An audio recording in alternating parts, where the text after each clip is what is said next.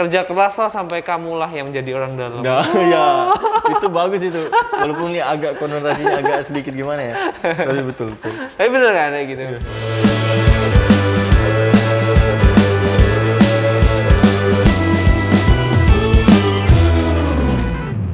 Kembali lagi di iGov Choose, iGov Discuss. Uhuh. Mantap. Oke, mantap Bang.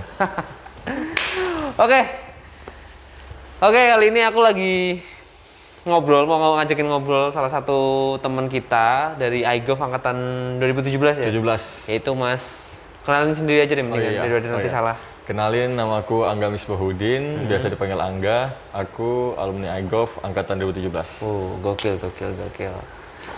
Angga ini asalnya dari mana nggak? Kalau aku asalnya dari Masamba, Sulawesi Selatan. Tapi kalau tempat lahir beda lagi.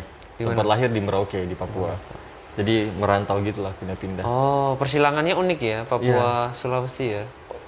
Orang tua maksudnya? Enggak, orang tua dua-duanya Sulawesi Selatan. Cuman ayah sebelumnya tugas di Papua, di Merauke. Dari Masamba dari kecil? Enggak. Masamba tuh ke Sulawesi mana, bro? Sulawesi Selatan. Sulawesi Selatan ya? Itu dekat perbatasan dengan Sulawesi Tengah. Sulawesi Selatan ibu kotanya apa? Makassar. Makassar ya? Oh, dari Makassar jauh? Sekitar 12 jam. 12 jam dari Makassar? 400 lebih kilometer, jadi 12 jam. Jauh ya. Di Masamba yang terkenal apa? Ya, coklat. Karena Masamba itu Lutar ya, kabupatennya itu penghasil coklat terbesar. Salah satu terbesar di Sulawesi Selatan. Begitu. Buat teman-teman yang mau order coklat bisa ke Mas Angga. Sip. Enak nggak? Ya enak dong. Iya. Kualitasnya bagus. Evi Masamba juga dari Masamba berarti? Iya. Oh, coba praktekin juga nggak? Janganlah. Gak tahu aku. Nyanyi aja gak tahu dangdut ya. Oke, Angga ini adalah mahasiswa alumni iGov angkatan 2017. Betul. Oke, gimana dulu waktu kuliah di iGov, asik nggak? Seru nggak? Wah. Dulu belum offline ya berarti ya? Waktu dulu belum online. Angga, belum online ya berarti Iya, waktu belum. Angga masih kuliah ya? Belum. Jadi dapat online-nya tuh ketika skripsian malahan. Oh, udah skripsi baru online. Semester 6, 7 semester 7 ke 8 gitu. Itu baru dapat online. Baru dapat online ya. Iya. Itu gimana? Kesan-kesannya menjadi mahasiswa iGov coba. iGov ya. Ya teman-teman yang yang maba-maba terus juga yang mau daftar iGov mungkin nanti kalau misalnya Iya. aku mau daftar aku kuliah di iGov tuh ngapain aja sih? Aja. Gitu. Iya. Gitu. Coba bisa diceritain mungkin. Wah ini nggak apa-apa saya cerita agak Gak panjang. apa-apa nih. bro, Oke, kan siap. kamu tak undang buat cerita bro. Kalau buat nggak jadi, ya Iya oke. nggak dapet yang lucu. Jadi kalau di iGov dulu tuh sebenarnya aku mungkin cerita dari awal dulu ya. Pertama aku tuh kemarin SMA tuh di Makassar. SMA-nya di Makassar? Iya di SMK 4 Makassar.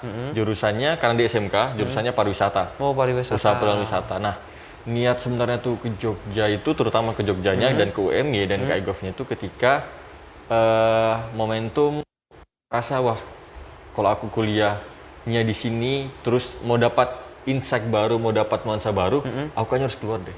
Oke, aku keluar, aku ke Jogja. Terus ketika ke Jogja, aku ngelihat kuliah di mana ya. Nah, salah satu kampus yang aku rasa bagus itu adalah UMY, terutama dalam ranah Fakultas Ilmu Sosial dan Politiknya. Oh, jadi nyebrangnya ini banget ya, jauh banget ya dari Iya, pariwisata ke UMY IP Betul. ya? Oh, itu gimana? Apa proses pemilihan jurusannya dulu? Kok bisa nyemplung ke IP? Ini agak sedikit ini sih, agak sedikit tricky sih. Sebenarnya dulu tuh waktu SMK, waktu SMA itu masuk namanya RPM Remaja Pencinta Musola, Oke, Rohis, Rohani Rohis. Islam. Remas. Masuk, ya remas lah Remaja bahasa masjid. anak-anak remaja masjid gitu kan. Iya. Ketika di situ dapat bimbingan, ketika kami tuh udah mau lulus, kami dapat kalau di kemarin pembimbing kami tuh dari satu yayasan, berasal dari Surabaya, Yayasan Al-Kafi, dan kami ada namanya Mabit, Malam Bimbingan Takwa. Oke. Ketika situ ditanyain momentum itu, kalian nanti ini akan lulus, setelah kalian lulus kalian mau ngapain? Beberapa dari kami, terutama saya dan rekan saya yang sama-sama jurusan pariwisata menjawab, kami akan lanjut di pariwisata lagi. Oke. Dengan alasan apa? Bahwasanya ya nuansa kerjanya bagus, ya kalau mau ngomongin materi, ya cuannya lumayan, karena pengalaman magang kami di travel dan sebagainya itu cukup bagus. Nah, ternyata ketika di situ diberikan sedikit ceramah ya bahasanya mungkin ya. Masukan, ya, gambaran, advice. Iya. Bahwasanya kamu kalau lulus nanti paling tidak tuh bisa punya manfaat besar kepada masyarakat. Oke. Nah, dari situ itu poinnya tuh. Headline-nya di situ. Oke, bermanfaat untuk masyarakat. Oke, aku dapat poinnya. Dari situ mencoba cari ngeriset sedikit jurusan apa sih yang punya manfaat besar untuk masyarakat. Cari, oh dapat ada beberapa HI, tapi walaupun lebih ranahnya internasional banget, terus ada juga ilmu pemerintahan. Nah, dari situ mulai, oke, aku masuk di jurusan ini. Pertama mencoba HI sebenarnya. HI. Cuman belum rezeki, oke. Coba ilmu pemerintahan, ternyata rezeki. Tapi HI-nya nyobanya di UMY juga atau bukan? Pertama di UII, lolos. Cuman mahal. Bukan masalah, mungkin mohon maaf nih ya, bukan mau membandingkan atau gimana, masalah akreditasi seperti itu. Oleh karena itu pergi ke UMY, daftar UMY, dapat ilmu pemerintahan iGov.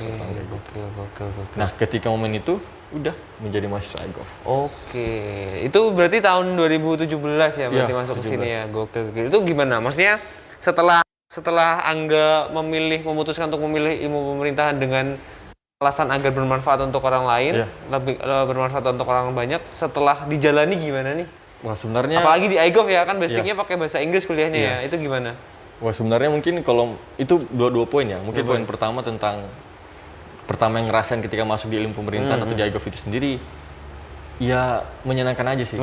Karena yang pertama, antara jurusan pariwisata, karena memang sangat berhubungan langsung dengan masyarakat. Kalau misalnya kami tuh di pariwisata sangat berhubungan sama klien dan turis dan sebagainya, jadi punya komunikasi yang sangat intens. Nah, di ilmu pemerintahan pun demikian begitu. Kita harus komunikasi intens sama rekan-rekan untuk diskusi, dan juga mungkin ada kegiatan-kegiatan kayak observasi dan sebagainya, pasti komunikasi dengan masyarakat. Jadi ada korelasi sedikit lah kalau misalnya komunikasi. Nah, lalu terus yang poin yang kedua tentang di iGov-nya gimana gitu. Karena kan bahasa Inggris nih. Untungnya waktu pariwisata kami tuh ada namanya mata pelajaran ngemandu pemandu wisata. Dan itu beberapa kali kita harus bisa berbahasa Inggris. Gitu basicnya dari situ. Ya, basic dari situ alhamdulillah mendukung untuk berproses di iGov. Walaupun jujur sangat berbeda. Iya, ketika di iGov tuh. Soalnya mungkin ini ya bahasa Inggris untuk akademik sama untuk pariwisata beda ya mungkin ya. Nah, itu ada sedikit cerita lucu sebenarnya. Ini antara pertama kali ya aku di iGov sama temanku namanya Supri. Awas kalau nggak lucu. Iya, ini agak lucu ya, agak lucu tapi agak ini juga aneh juga. Jadi kami tuh waktu itu momentumnya langsung pakai bahasa Inggris. Apanya? Langsung belajar tuh pakai bahasa Inggris. Dosen ngejelaskan dan kebetulan langsung ada beberapa kuis. Itu di semester pertama? Iya, didikte. Sebenarnya semester pertama tuh masih agak campur, kadang bahasa Indonesia, kadang bahasa Inggris. Tetapi momentum itu bahasa Inggris. Ketika itu dosen tuh ngedikte pertanyaannya. Lucunya aku sama rekanku Supri ini, kami tuh ya maksudnya karena kami dari bukan orang yang berbasis di Jawa, yang secara keilmuan mungkin udah lebih bagus dibandingkan kami di luar Jawa. Emang gitu ya? Iya, sangat beda bang. Oh gitu? Sangat beda banget. Apalagi kayak teman saya dari Supri itu dari NTT, saya dari Makassar gitu. Walaupun asalnya dari Merauke kan. Nah, ketika itu dosen ngedikte pertanyaannya seperti menanyakan sesuatu. Jadi kami tuh pertanyaan tuh didikte dulu. Ditulis. Nah, kami nggak tahu dosen tuh ngomong apa. Dosennya siapa dulu? Ingat nggak siapa dulu dosennya? Kemarin dosen siapa ya? Aku agak lumayan lupa itu. Ya udah lanjut aja kalau nggak tahu bro. Terus ketika itu langsung aku sama Supri ini bingung. Ini nulis apa ya? Aku nggak tahu. Kalian berdua ini sampingan. Supri nanya, enggak. Pertanyaannya apa? Aku nggak tahu mau nulis apa. Kayak gitu kan. Terus aku bilang, aku juga nggak tahu ini aku nulis yang apa aku tangkap aja kan, kayak gitu. Kalian dulu di zaman kalian belum ada Google Translate gitu ya? Iya kan nggak boleh bang. Nggak boleh ya? Momennya itu kita belajar kan, berusaha survive awal lah. Kayak gitu nulis. Wah nggak tahu nih terus apa. Terus ada temen nyaut, kamu nggak tahu jawabannya? Jawab aja sesuai pertanyaannya. Masalahnya kami pertanyaannya nggak tahu kayak gitu. Masalahnya kan di situ kan, pertanyaannya nggak tahu. Gimana nulis jawabannya kayak gitu kan? Wah gimana ini? Iya. Terpaksa aku sama Supri udah nangkap apa yang nangkap, tulis aja bahasa Indonesia gitu. Jadi campur tuh. Misalnya ada pertanyaan what do you think about gini, kita tulis what do you think, kita paham. What do you think about apanya tuh di bahasa Indonesia aja kayak gitu. Wah, itu lucu banget bang. Semester pertama tuh. Bener-bener kayak kosong. Terus setelah itu nilainya gimana? Nah, ketika itu memang di awal-awal tuh kami berusaha adaptasi dulu sih. Survive banget ya. Terutama dalam bahasa Inggris. Berarti dulu emang sama sekali nggak bisa bahasa Inggris? Kamu sama Supri itu? Kalau aku sama Supri, mungkin udah ada modal dikit. Tetapi ya karena basicnya beda, basicnya levelnya udah beda gitu. Kayak gitu, kita ngerasa ketika kita di SMA bagus nih, lumayan. Tapi ternyata ketika sampai di sini, wah nggak lumayan. Terus habis itu, setelah itu, waktu keluar hasilnya? Keluar hasilnya ya buruk hasilnya. Nilainya nggak bagus karena kan pertanyaannya nggak tahu, cuma mau jawab pertanyaan nggak tahu kan kayak gitu. Ya, semenjak itu termotivasi. Ya, sebenarnya termotivasi, ya makin next semester makin coba survive, makin coba belajar banyak hal, terutama juga karena lingkungan ya. Karena kita ngeliat, wah teman-teman yang lain udah pintar nih, bisa jawab. Misalnya kayak kemarin tuh ada beberapa teman yang bahasa Inggris bagus kayak Arta, Firman, terus ada Salma, Astri dan sebagainya. Yang angkatan 2017. 17 angkatan itu yang bahasa Inggrisnya sudah bagus banget. Kami coba, mereka keren sih. Jadi kami tuh ngandalin, mungkin orang-orang seperti aku yang basic bahasa Inggrisnya kurang bagus, ngandelin percaya diri aja. Tapi kalau program-program dari iGov yang kayak ada welcoming party, matrikulasi bahasa Inggris gitu sangat membantu nggak buat bahasa Inggris yang membantu banget sih. Tapi memang kemarin tuh ada program yang sangat bagus sebenarnya. Apa tuh? Kita anak angkatan 2017 itu disuruh diberikan fasilitas ke Pare. Ngeles selama 1 bulan nge-camp. Tapi momentum itu jujur aku nggak ikut. Karena kabur nih ke Bromo. Bukan. Aku ada taekwondo, ikut taekwondo, ada kegiatan, ada lomba, jadi ada persiapan gitu. Di kemarin tuh persiapan ke Jurnas di Lombok. Tetapi jeleknya Lombok gempa, jadi aku nggak jadi. Iya benar-benar Lombok sempat gempa gitu. ya. Nah, itu berarti sekitar tahun 2018 apa? Iya. 18 atau 19 ya. 19 seperti itu. Wah, udah nggak ke Pare, nggak jadi ikut lomba kayak gitu. Tapi program-program kayak gitu bagus. Dan juga kayak program diary, kita disuruh nulis diary dan dikumpul setiap hari Jumat.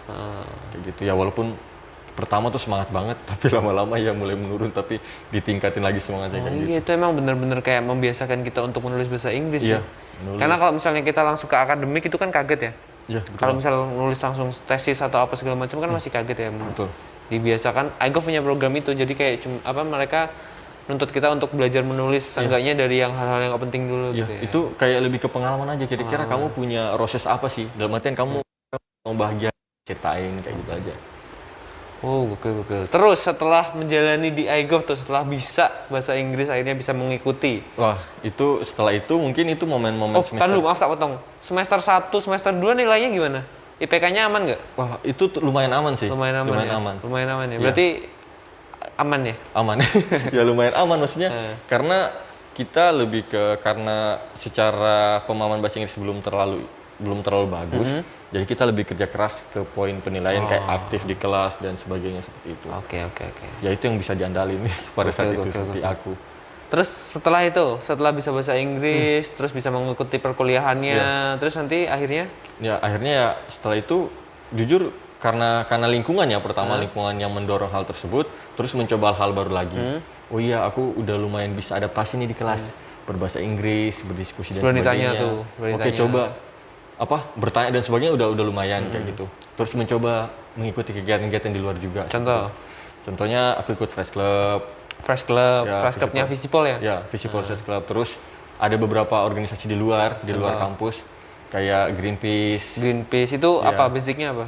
Itu lingkungan. Oh, lingkungan. Organisasi NGO lingkungan seperti itu. Terus ada apa lagi? Terus ada kayak ikut-ikut volunteer, Dompet Duafa volunteer, National Youth Inspiration. Dompet Duafa volunteer? Ya, DDV. Oh, emang ini ya, kamu orangnya peduli sama lingkungan, terus kayak sama orang-orang yang nggak mampu, pedalaman gitu ya kayaknya ya orang. Ya gimana ya, maksudnya itu punya korelasi yang kuat sih sama IP. Oh, tak kira karena kamu berasal dari daerah yang kurang juga terus kayak relate sama kamu gitu nggak? Itu ada satu faktor, dan karena yang pengalaman waktu SMA, ketika jadi remaja masjid, Rohis itu remas itu sangat digembleng banget, dekat banget sama hal-hal seperti itu. Tuh teman-teman dengerin, kalau mau hebat masuk remaja masjid. Remaja masjid. Oke, lanjut. Ya karena dari situ ikut-ikut beberapa kegiatan volunteer dan sebagainya. Jadi mulai berproses lagi. Oke. Selain di kelas ya di luar juga seperti itu. Oke. Tadi terus kegiatan-kegiatan itu ganggu nggak sama kuliahmu? Wah, kalau aku enggak sih. Enggak ya? Malah menunjang banget. Apalagi dulu kan kuliahnya masih offline ya dulu. Iya. Belum online kayak sekarang. Jadi kalau online kan lebih fleksibel ya. Kita bisa kelas di mana aja. Tapi kalau offline gimana tuh? Ya aku ngerasa malah nggak ngeganggu, malah membantu. Mungkin case-nya. Ada mata kuliah yang berkaitan sama ekologi pemerintahan. Contoh? Ekologi pemerintahan. Nah, itu sangat korelasi banget sama yang aku ikuti di Greenpeace. NGO Greenpeace. Jadi banyak ilmu-ilmu yang aku dapat di Greenpeace bisa tak masukkan ke dalam mata kuliah tersebut. Terus ada juga kayak manajemen kebencanaan. Manajemen kebencanaan. itu Kelasnya ada. Bu Ama ya? Iya, Ibu Rahmawati Hussein. Pada saat itu momentumnya aku nggak ikut kelas. Dan itu waktu itu asisten dosennya Mbak Helen. Aku ikut kelas, aku izin ke Mbak Helen, Mbak, aku nggak bisa ikut kelas manajemen kebencanaan karena aku lagi ikut kegiatan volunteering DDV tentang kebencanaan juga. Jadi kayak gitu. Dan itu sangat dimaklumi bahkan sama Ibu Rahmawati Hussein sama Mbak Helen karena ya udah kamu nggak usah bahas teori, kamu udah praktek gitu loh di lapangan kayak gitu. Siap. Jadi Gokil. sangat berkaitan sama hal-hal yang bersifat akademik. Oke, terus setelah kuliah, terus ikut organisasi, dengar-dengar juga KKN-nya juga Iya. di daerah 3T ya? Iya, itu ikut KKN. Ini nggak apa-apa, ini kayak promosi Nggak tapi apa-apa ya? bro, aku Iya, juga ceritain ikut aja. KKN itu soalnya. Oh, sama ya kita bang ya. Cuma Iya. beda generasi. Beda generasi ya. Aku ikut PENA, proyek PENA. KKN Mandiri Proyek Ekspedisi Nusantara yang lokasi pengabdiannya di NTT, di Sambirampas, Kabupaten Manggarai Timur. Kalau desanya spesifik di Nangalogo aku kemarin. Itu selama berapa bulan? Kami kurang lebih sebulan lebih. Oh iya, itu berarti KKN sama exchange kan deketan ya? Itu gimana ngatur waktunya? Sebenarnya kemarin tuh mepet bang sama Mepet ya? sudah setelah kepulangan exchange. Cuman karena COVID jadi kami diundur terus beberapa bulan. Oh iya, sampai iya, benar, baru di akhir tahun. Di Berarti awal tahun. urutannya itu kuliah biasa, ikut organisasi, Ya, exchange, KKN. KKN ya. Terus magang ya? Terus magang baru lulus. Oh, baru sebelum lulus magang. gitu ya. Jadi Gitu. berarti mungkin bila diceritain dulu dari yang organisasi itu kan tadi udah. Ya Terus exchange nih, exchange kemana tadi? Kalau exchange aku di Khon Kaen University di Thailand. Khon Kaen, di Thailand ya. Di Thailand. Oh. Pada saat itu momentumnya semester 5 ya, pas semester 5. Kenapa milih Thailand sebagai negara untuk exchange? Wah, pertama sebenarnya karena lebih ke jurusannya lagi bang. Apa? Ke jurusan. Oh, ke jurusan. Sama mata kuliah yang menurutku sangat expert di kampus tersebut. Oh gitu. Di sana tuh public administration jurusannya. Kami di HUSO, di Fakultas HUSO Humanities and Social Sciences.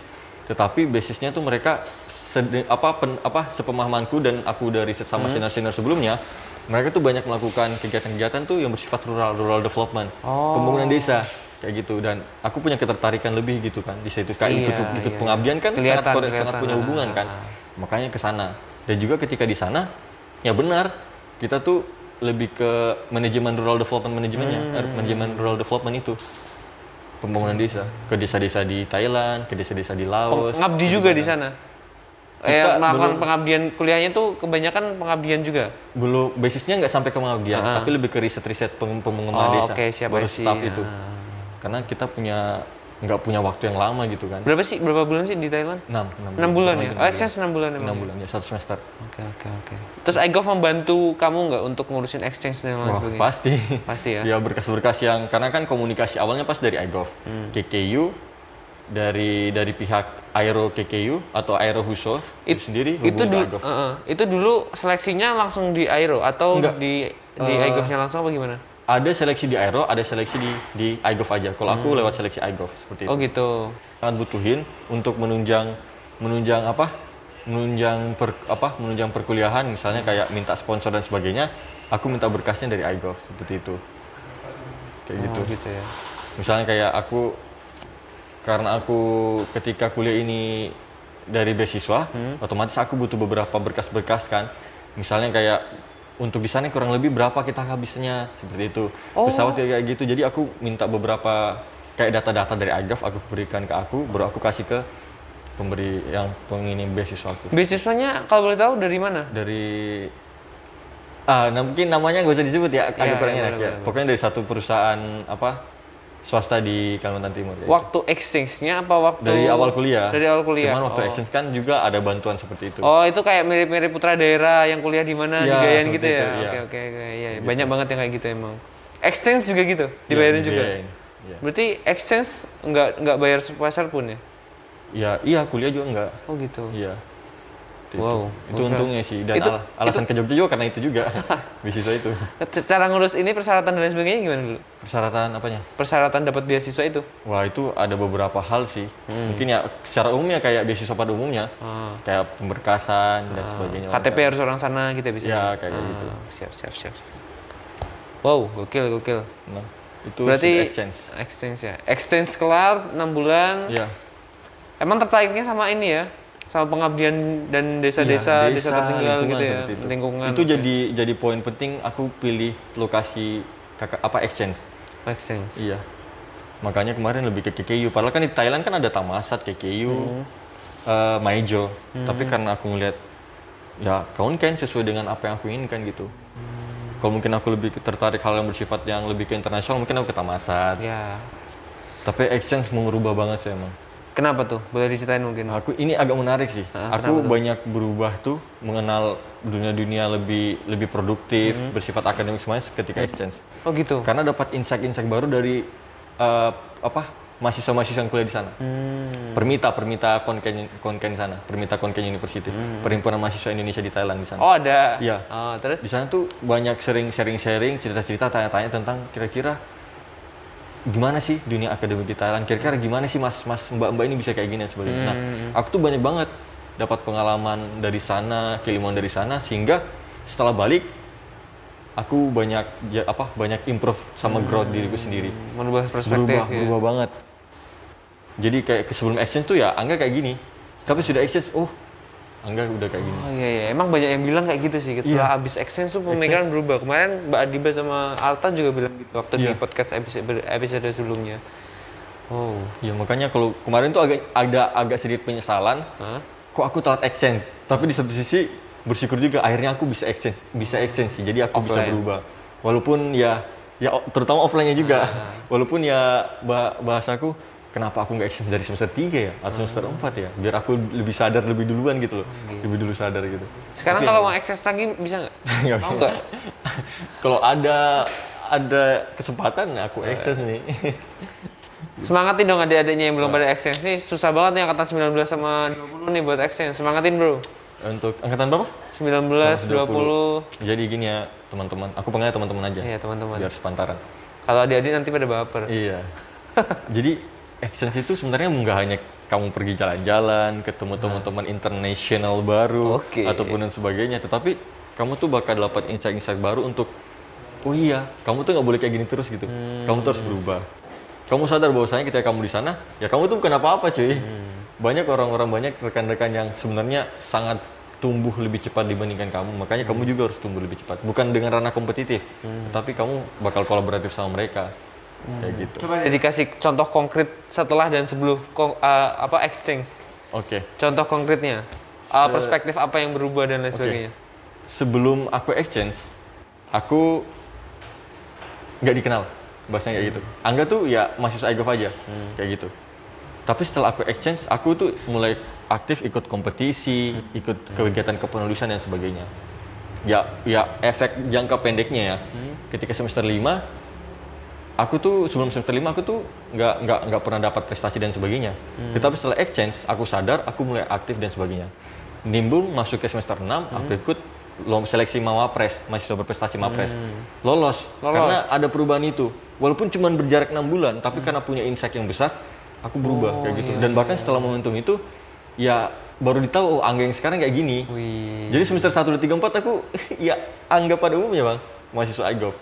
Nggak ada tuh Angga misalnya ikut kompetisi ini, Angga juara ini, Angga ikut pengabdian ini, nggak ada. Pengabdian iya, tetapi fokus di kompetisi nggak ada sama sekali.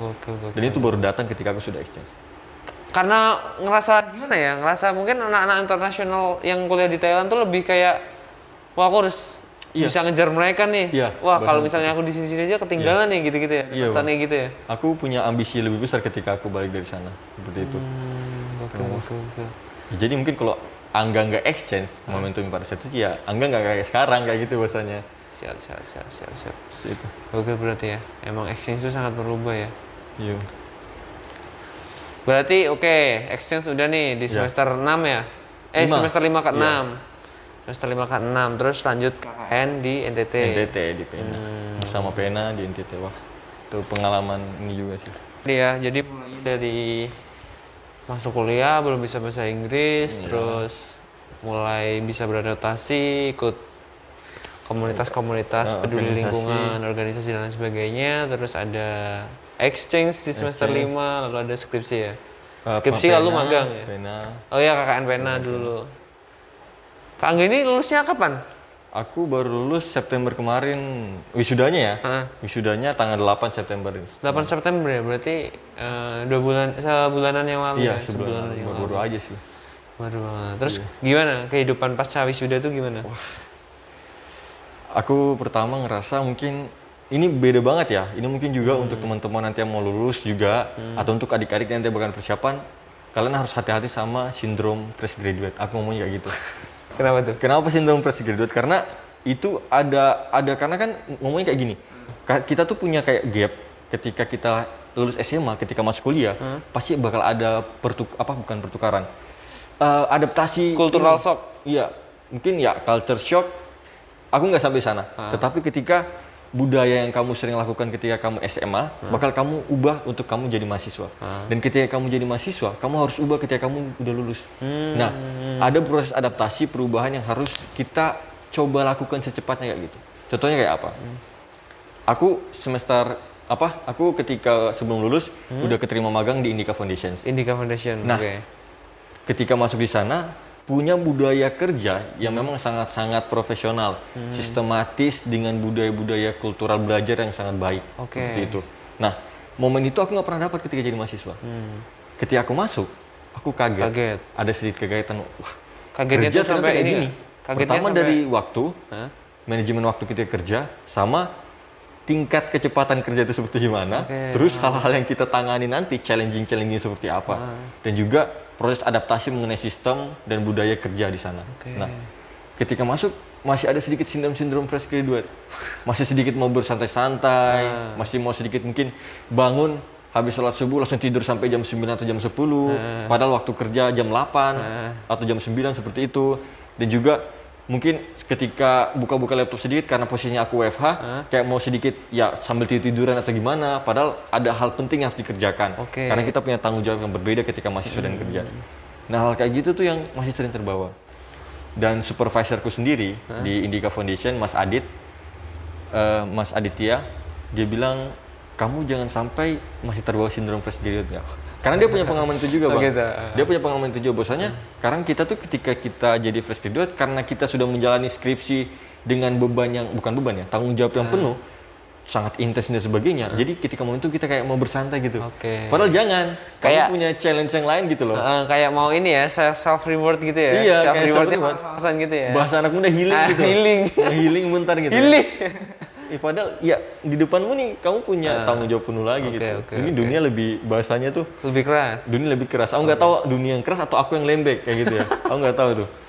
Kayak gitu. Jadi kayak wah, kayak gini ya dunia pasca lulus ya.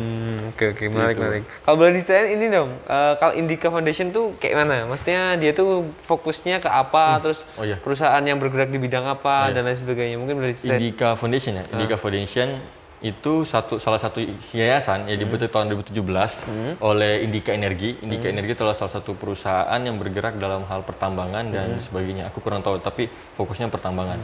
Dan juga ada beberapa perusahaan di bawah Indica Energy Group seperti Tripatra, Interport, Kideko, Petrosi dan sebagainya kayak gitu. Nah, kalau Indica ya, Indica Foundation yayasan, kan foundation itu kan, Indica Foundation yayasan yang punya visi misi dan memang fokusnya pada hal toleransi dan perdamaian. Toleransi dan perdamaian, poin itu. Makanya dari ranah program, misalnya kayak TID, toleransi.id, Milenial Islami. Oh, itu anak-anak yang di bawahnya Indica Foundation? Itu programnya, Bang. Programnya. Program internal dari Indica Foundation. Terus ada kayak kamar belajar Indica Foundation dan sebagainya. Dan juga ada beberapa program-program kolaborasi dengan subsidiaries atau perusahaan di bawah Indica Energy Group, donor relation seperti itu.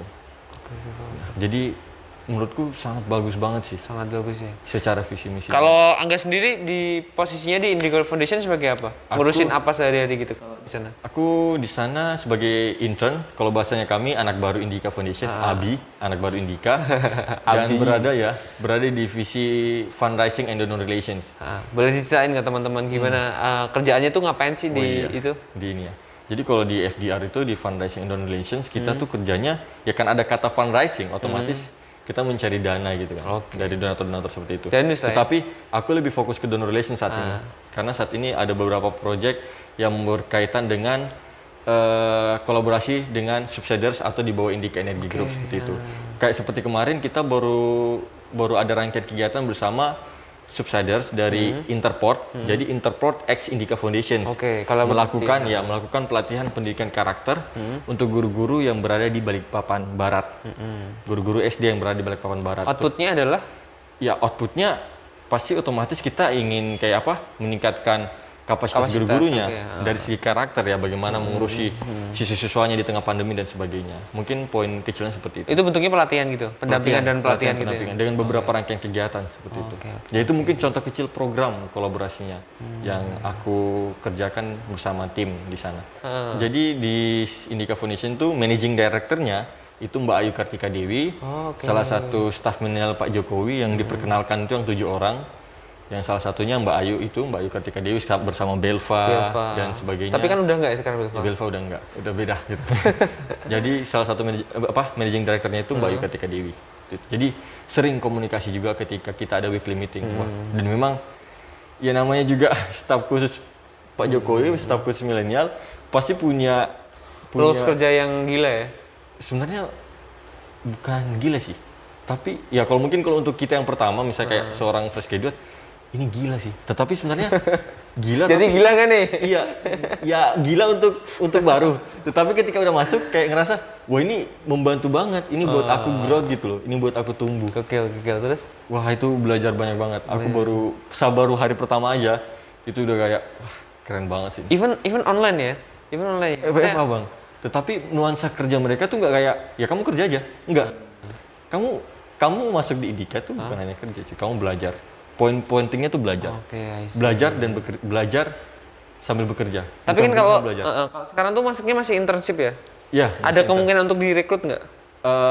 Itu jika ada hiring kayak gitu. Tapi itu karena sesuai kebutuhan seperti itu. Gitu ya. Oke.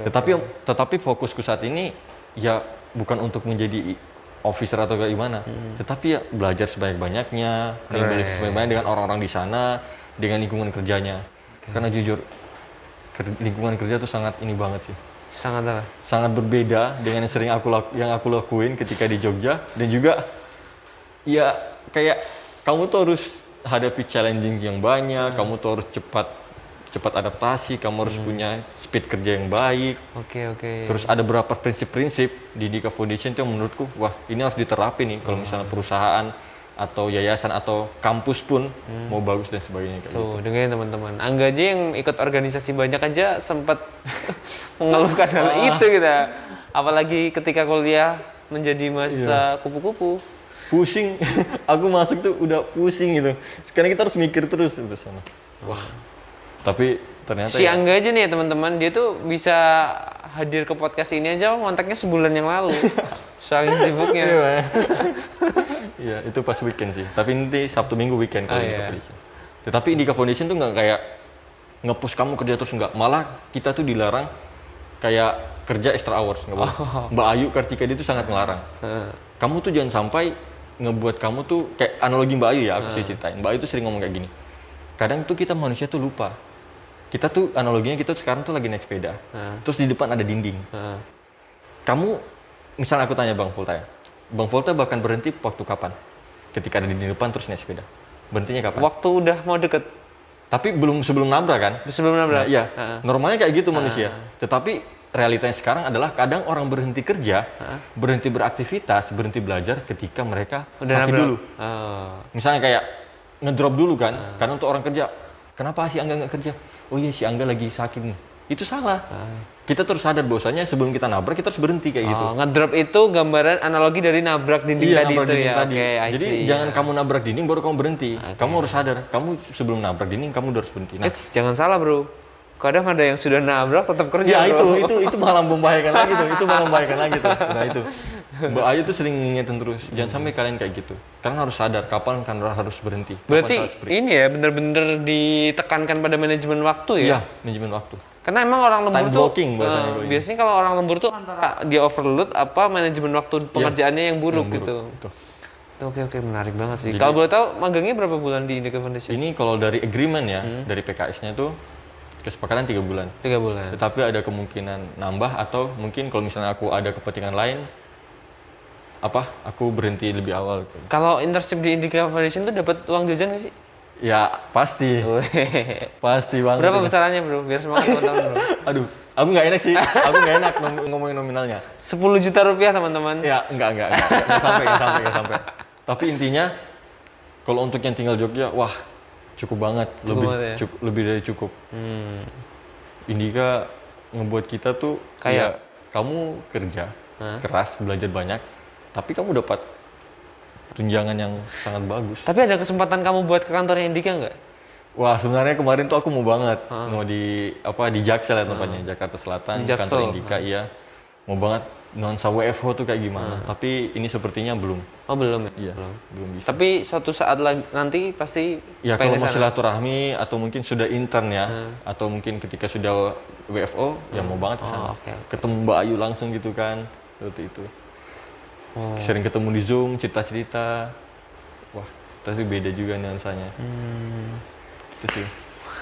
Gokil. Mahasiswa iGov bisa banget kalau mau intern-intern di tempat-tempat yang besar, yang bagus, seperti itu.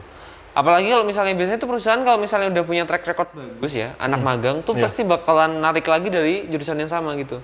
Contoh, Angga nih udah di Indika Foundation kerjanya bagus nih. Ya perusahaan bakalan kayak, oh kemarin aja ngerekrut Angga bagus nih. Iya. Ya udah coba di tingkatnya nih kayak gitu-gitu. Ada sebuah kultur yang seperti itu gitu. Iya. Ini kayak aku case-nya sekarang ada kultur seperti itu, Bang. Oh gitu. Jadi senior di Pena ya, di KKN Pena. Ini juga teman-teman, pentingnya kamu tuh jangan hanya di kelas, tetapi kamu ikut kegiatan komunitas organisasi. Contohnya kayak case-nya aku nih di Pena, di KKN Mandiri itu Pena, ada senior namanya Bang Faris. Dia tuh tahun 2019 magang di Indika Foundation. Oke. Dan aku tahu dapat beberapa info dari dia, kayak gitu. Gitu. Itu, dan orang-orang di Indika Foundation yang sekarang masih kerja tahu juga sama dia. Oh gitu. Dan dia punya track record yang bagus seperti itu. Satu divisi sama dia atau beda? Beda. Oh, Kalau beda. Bang Faris kemarin dia divisi program. Program. Jadi yang program kayak TID, Tolerance.id, Milenial Islami, itu program-program Tapi dari. dia kan pertanian ya kalau Iya, nggak dia salah ya? pertanian kayak gitu. Oh, Jadi harusnya- kalau di sana tuh Indika Foundation, ya aku nggak tahu ya secara seleksi itu hiringnya jadi cari apa. Tapi punya latar belakang pendidikan yang berbeda seperti itu. Tetapi mereka ketika fokus di kerjaan itu divisinya, ya mereka bukan orang-orang yang misalnya kayak orang engineering masuk di divisi program, dia pasti sangat paham sama program karena punya basis pengalaman itu tadi. Ya aku kurang paham sih, maksudnya apakah latar belakang pendidikan itu nggak akan berpengaruh ketika kerja, tapi kurang sangat berpengaruh. Tetapi memang soft skill itu yang sangat menunjang seperti itu. Dan itu kita dapatkan ketika di luar kelas dan juga ada beberapa hal di dalam kelas. Oke, gokil. Jadi itu emang ini sih bener banget sih, relasi itu penting banget kalau misalnya kita mau apa namanya, mau memasuki dunia kerja ya. Kadang kan orang tuh ada yang iri gitu, wah kamu bisa masuk sana gara-gara orang dalam gitu. Kalau emang bisa kenapa enggak? Kerja keras lah sampai kamulah yang menjadi orang dalam. Nah, ya itu bagus itu. Walaupun ini agak konotasinya agak sedikit gimana ya, tapi betul. Tapi bener kan kayak gitu. Banyak orang yang ngerasa kayak wah kamu tuh punya privilege lebih karena kamu kenal sama dia, kenal kamu. Gitu. Tapi yang jarang orang pikir adalah dia punya privilege itu adalah kerja keras di masa lalu, membangun relasi, membangun pertemanan, ikut sana sini organisasi dan sebagainya gitu, yang akhirnya dia punya relasi ke sana. Betul Bang. Gitu. Oke, gokil. Mungkin Angga ada yang pengen disampaikan buat adik-adik tingkatnya untuk anak iGov yang maba atau belum mau daftar, belum daftar di iGov dan pengen kuliah di iGov tuh kayak mana sih di iGov? Apakah bagus atau membantu atau bagaimana? Monggo disampaikan saja. Sebenarnya poinnya di sini sih teman-teman. Pesan sedikit untuk teman-teman yang sudah masuk di iGov. Ini yang pertama untuk teman-teman sudah masuk di iGov, manfaatkan waktumu sebaik-baiknya ketika di iGov. Ikuti berbagai program yang difasilitasi oleh iGov. Ya iGov nggak mungkin ngadain program memfasilitasi beberapa program yang nggak akan bermanfaat sama kamu. Pasti ada beberapa tolak ukur tersendiri seperti itu. Jadi ikuti dan manfaatkan dengan baik. Jangan sampai mungkin ada beberapa pengalaman aku agak sedikit malas-malasan ketika nulis diary kayak gitu. Jangan sampai kalian melakukan hal yang sama kayak gitu. Lebih rajin, lebih aktif, dan lebih punya motivasi tinggi untuk belajar banyak hal gitu. Dan untuk rekan-rekan yang mungkin mungkin nanti ada beberapa orang atau banyak orang anak SMA yang nonton dan sebagainya, ya ketika kalian nanti masuk di iGov dan mau masuk di iGov, percaya bahwasanya ya kalian akan survive dan kalian akan menghadapi banyak challenging pastinya, tetapi ketika kalian sudah keluar pasti kalian mendapatkan manfaatnya seperti itu. Dan itu aku rasakan sekarang. Ini bukan untuk pencitraan ya, ini benar-benar jujur gitu. Aku nggak ngomongin hal-hal yang baik aja, tetapi memang demikian seperti itu. Itu sih. Betul banget. Oke, kayak gitu aja teman-teman. Nggak kerasa ini kita ngobrol udah hampir 3 jam. Iya, 7 jam sih sepertinya ini. Ini udah mau Isa. Iya. Yang nggak kerasa udah hampir kurang lebih 1 jam kita ngobrol sama aku sama Angga. Iya.